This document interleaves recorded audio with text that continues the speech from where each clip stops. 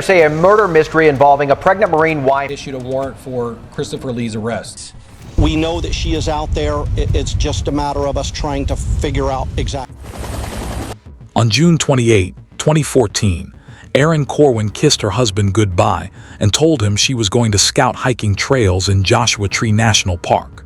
She was 19 years old, 3 months pregnant, and excited about surprising her mother with beautiful desert photos for her upcoming birthday visit. By sunset, Erin had vanished into the Mojave, and her name would soon echo through every news channel in California. Erin Marie Hevelin was born on July 15, 1994, in Oak Ridge, Tennessee.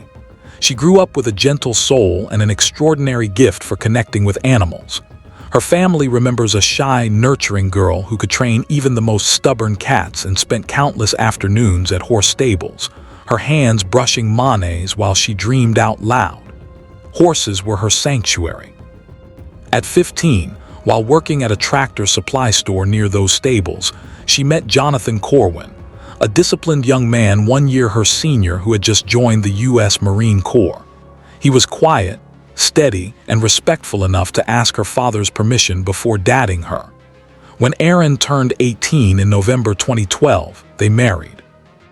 Military life pulled them west to 29 Palms, California, a sprawling Marine base deep in the desert where summer temperatures climbed past 100 degrees.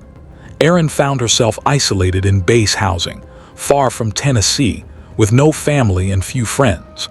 Jonathan's training exercises kept him away for weeks at a time. When Erin suffered a devastating miscarriage in early 2014, the loneliness became unbearable.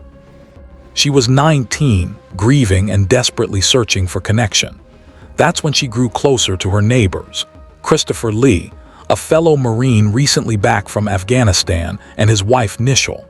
They seemed like the perfect distraction, a young family who understood military life. But beneath the surface of backyard barbecues and friendly conversation, something dangerous was already beginning. Christopher Brandon Lee was born in 1989 in Anchorage, Alaska. By the time he arrived at 29 Palms Marine Corps Base in 2013, he appeared to be everything a Marine should be. Disciplined, physically fit, a devoted father to his infant daughter Liberty, and married to his wife Nishal. But beneath that carefully constructed image lived a man who thrived on manipulation and control. Lee had recently returned from deployment in Afghanistan, and he quickly learned how to weaponize his trauma. He told Erin and others that he suffered from severe depression and PTSD. He claimed he played Russian roulette with his gun every morning, spinning the chamber to decide whether he would live another day. It was a devastating confession designed to pull people close, to make them feel needed. And it worked. Erin, isolated and grieving her miscarriage, while Jonathan was away on training exercises, became the perfect target for Lee's emotional manipulation. The affair began sometime in early 2014.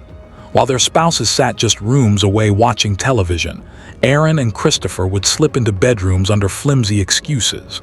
One night, during an episode of The Walking Dead, Erin claimed the show was too intense and said she'd play video games in the bedroom.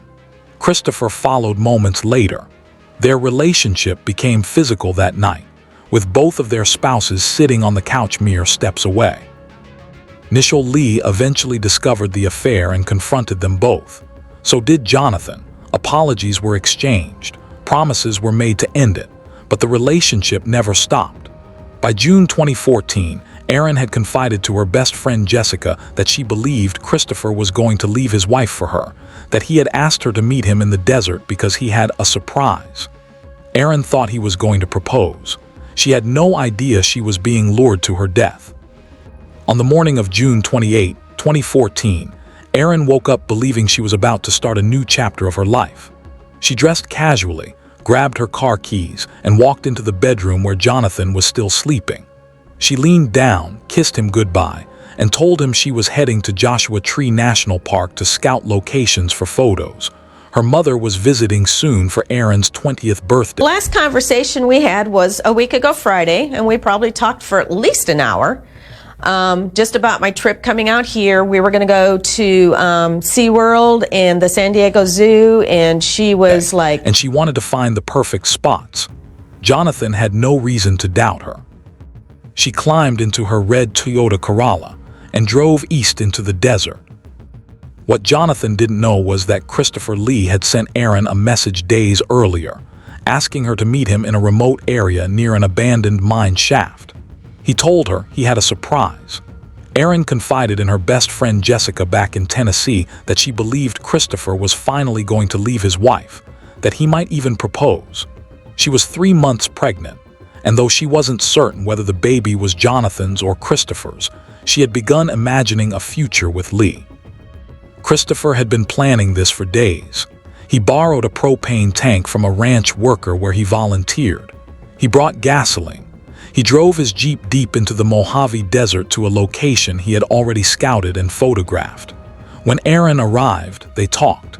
According to Lee's later confession, the conversation turned to his daughter Liberty. He claimed Erin admitted to molesting the child, a statement investigators and prosecutors never believed, calling it a self-serving lie meant to justify murder. What is certain is this: Christopher Lee retrieved a garrote from his vehicle, came up behind Erin, wrapped it around her neck and strangled her. She fought. He didn't stop. When her body went limp, he dragged her to the edge of a 140-foot mine shaft and pushed her in. Jonathan Corwin waited 24 hours before reporting Erin missing. It wasn't negligence. Their marriage had been crumbling, and he assumed she might have left him. But when she didn't return by Sunday evening, panic set in. He called the San Bernardino County Sheriff's Department. Within hours, search teams descended on Joshua Tree National Park. Marines, volunteers, and helicopters scoured over 2,000 square miles of scorching desert. We have been searching nonstop for 8 weeks. Temperatures climbed past 100 degrees. Days passed with no trace of Erin. Then, on July 2nd, investigators found her red Toyota Corolla abandoned in a remote area, far from where she told Jonathan she was going. Tire tracks from another vehicle were found nearby. Detectives immediately focused on Jonathan, but his alibi was airtight. Military records confirmed he'd been on base all day. Then Erin's friend Isabel Megley came forward. She told investigators about the affair with Christopher Lee. Another friend, Jessica Trentham, revealed Erin's text messages. Christopher had asked Erin to meet him in the desert. He'd told her he had a surprise.